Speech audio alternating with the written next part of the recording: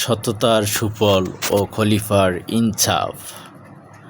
হযরত উমর রাদিয়াল্লাহু তাআলা আনহু তার খেলাফতকালে রাতের বেলা ছদ্মবেশে মদিনার অলিগলি ঘুরে বেড়াতেন প্রজাদের অবস্থা দেখার জন্য।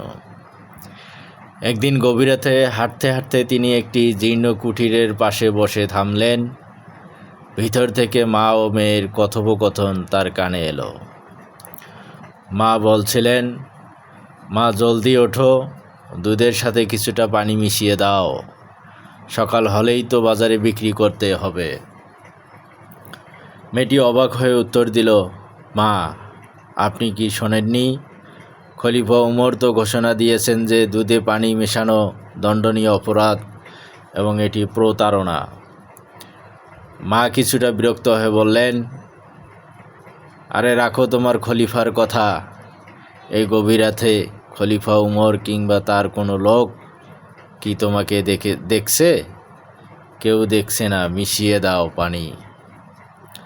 তখন মেয়েটি যে উত্তর দিয়েছিল সেটি শুনে খলিফা উমর রাদিয়াল্লাহু তাআলা আনহু দরজার ওপাশে স্তব্ধ হয়ে দাঁড়িয়ে গেলেন। মেয়েটি অত্যন্ত শান্ত অথচ দৃঢ় কণ্ঠে বলল, মা, খলিফা উমর না হয় দেখছেন না, কিন্তু উমরের রব আল্লাহ তো আমাদের দেখছেন।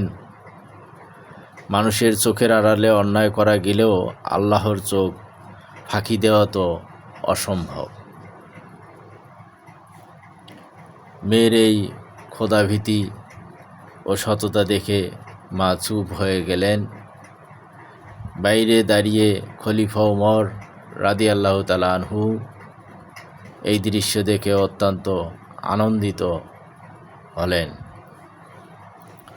পরদিন সকালে খলিফা উমর রাদিয়াল্লাহু তাআলা আনহু তার সন্তানদের ডেকে পাঠালেন এবং সেই মেয়েটির সততার গল্প শোনালেন।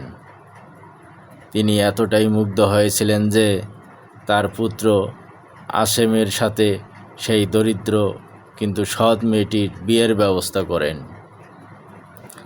ইতিহাসে বর্ণিত আছে, এই দম্পতির বংশধরের মধ্যেই জন্ম নিয়েছিলেন বিখ্যাত ন্যায় বিচারক খলিফা হযরত উমর ইবনে আব্দুল আজিজ রহমতুল্লাহ আলাইহি।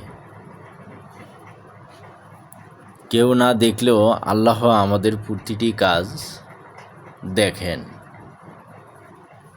সৎ পথে থাকলে আল্লাহর দুনিয়া ও আখিরাত উভয় জগতেই সম্মান বাড়িয়ে দেয়।